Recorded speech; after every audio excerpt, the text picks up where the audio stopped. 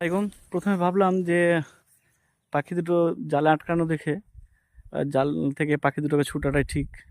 তারপর কি মনে হলো, পাখি দুটাকে সুন্দর দেখে মনে হলো যে এদেরকে পিঞ্জিরায় বন্দি করে আমি পুষবো।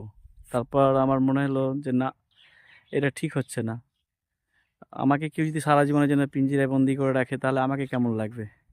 তা আল্লাহর অশেষ দয়ায় আমি বুঝতে পারলাম আমার ভুলটা। তারপরে এই পাখি দুটাকে বাগানে আবার ছেড়ে দিলাম পুনরায়, যাতে তারা উড়ে বেড়ায়। তো আমার এই আল্লাহর লাখ লাখ শুক্রিয়া যে আমি আমার ভুলটা বুঝতে পেরেছি।